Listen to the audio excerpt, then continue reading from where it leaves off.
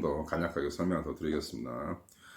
제가 1편에서는 한 4가지 특징을 말씀드렸는데 오늘은 한 2가지만 더 말씀드릴게요. 시그마 유형에 대해서 할 얘기가 굉장히 많습니다. 오늘은 시그마 유형의 남성이 가지고 있는 특징 중에 하나가 외로운 때라는 거죠. 이 시그마 유형은 혼자 다니는 걸 좋아하고 군중과 같이 밍글하는 것보다는 자기 혼자의 독자적인 인생의 길을 가는 그런 유형입니다. 영어로 social hierarchy라는 말이 있어요. 이 사회 계급이라는 게 있죠. 이 한국 사회가 이 사회 계급 여기에 대한 강력한 어떤 지철을 가지고 있는 어떤 전체주의적인 사상이 있죠.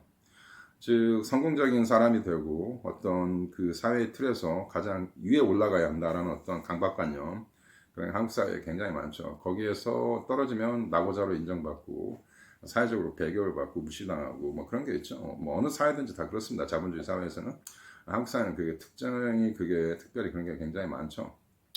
시그마 유형은 알파 유형이 가질 수 있는 어떤 특기와 스마트함을 가지고 있지만 본인이 가지고 있는 어떤 특별한 인상관으로 인하여 인상관을 가지고 그쪽으로 향해서 자기 에너지를 그쪽으로 승화시키는 사람이에요. 이러한 점이 여성들한테는 상당한 매력을 주죠. 왜? 여자들은 똑똑한 남자를 좋아합니다. 스마트한 남자. 남자가 스마트하다는 것은 어떤 경쟁력을 의미하죠. 그런데 대개의 알파 유형의 남성들은 스마트하죠. 스마트하니까 탑에 올라갔겠죠. 하지만 이 시그마 유형은 왜 더 신비롭고 매력적이냐? 금방 제가 방금 신비롭다는 얘기를 했는데 그게 이 시그마 유형의 특징이죠. 즉 알파 유형이 가질 수 있는 어떤 스마트함, 그런 어떤 지적 능력, 그런 우수한 두뇌를 가지고 있지만 이거를 단순히 돈을 많이 벌고 한마디로 권력을 갖고 이런 것을 추구하는 것보다는 자기가 원하는 어떤 이상적인 세계에 그 자기의 어떤 스마트함을 몰입시키는 거죠. 가장 좋은 예가 예술가들이죠. 예술가들이나 과학자들이 이 시그마 유형의 전형적인 남성들이죠. 그래서 예술가들이 여자한테 상당한 매력을 주죠. 사실 성공을 했던 안 했던 그 예술가적 기질이 있는 남자는 일단 그 굉장한 어떤 신비로운 어떤 매력이 있죠. 남들이 추구하지 않는 어떤 이상적인 것을 추구하는 것은 인간이 가지고 있는 어떤 그 뭐라고 할까 미학에 대한 어떤 추구적 어떤 인간의 본능이 있어요. 인간은 아름다운 것을 추구하는 본능이 있습니다. 이런 굉장히 고차원적인 가치를 추구한다는 점에서 여성한테 상당한 매력을 주죠. 그 예술가들이 가난한 여자나 가치가 낮은 여자들한테는 인기가 없어요. 하지만 고가치 여성들한테는 상당히 섹스럽긴 합니다. 역사를 보더라도 귀족 집안의 여성들은 예술가 남자를 굉장히 그 뭐랄까 흠모했다는 설들이 많죠. 가장 좋은 예가 레오나르도 다빈치죠. 레오나르도 다빈치 그 모나리자 그린 그 위대한 천재. 레오나르도 다빈치는 그 귀족 집안 출신이 아니고 평민 출신이에요. 어머니가 하인이었어요. 아버지는 귀족이었고 그러니까 홍길동 같은 존재죠. 근데 레오나르도 다빈치가 워낙 그 천재였기 때문에 어린 나이에 그 귀족 왕실에 들어가죠. 이 사람 이태리 사람인데 아마 제가 알기로는 프랑스에서 많이 활동을 한 걸로 알고 있어요. 그 귀족들이 전부 이 레오나르도 다빈치를 흠모했죠. 귀족 여자들이. 하지만 레오나르도 다빈치는 호모섹슈얼 동성연애자였습니다. 그래서 여자한테 전혀 관심이 없었고 여성 혐오자였습니다. 많은 시그마 유형의 남성들이 여성 혐오자입니다.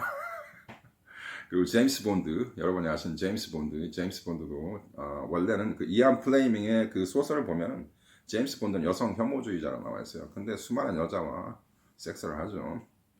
자, 오늘 제임스 본드도 전형적인 시그마 유형의 남성입니다. 자, 제임스 본드가 여자를 꼬시는 기술 잠깐 설명을 드릴게요. 영화에서 보면은 그 제임스 본드가 그 여자한테 이렇게 접근하는 경우가 있어요.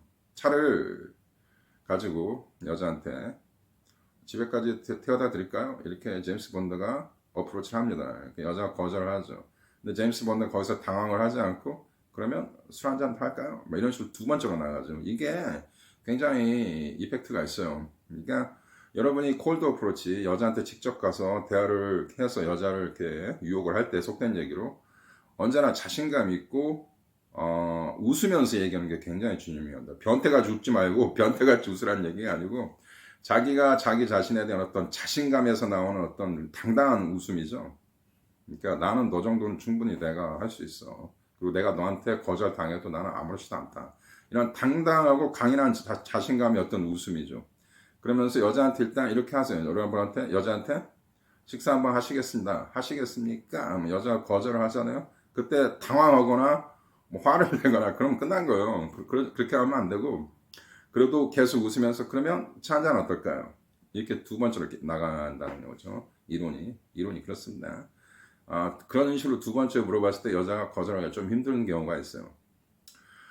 그리고 근데도 여자가 거절했다 그러면 이제 가는 거죠. 뭐 절대 뭐 기분을 나쁘거나 생각하거나 두려워해서는 안 돼요. 여자들이 그 여러분이 이렇게 접근을 해서 대화를 시도를 했을 때 여자한테 유혹을 걸었을 때 여자가 막 싸대기를 때리거나 물을 찌끄리거나 그러진 않잖아요. 그러니까 너무 겁내지 마시고 한 가지만 더 하고 말을 끝내겠습니다.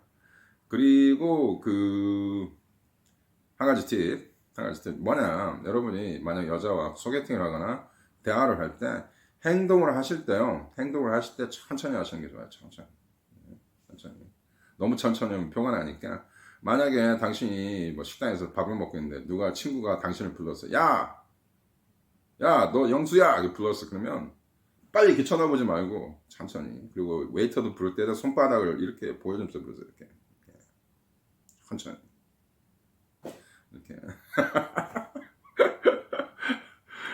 많이 연습해 보세요. 네, 감사합니다.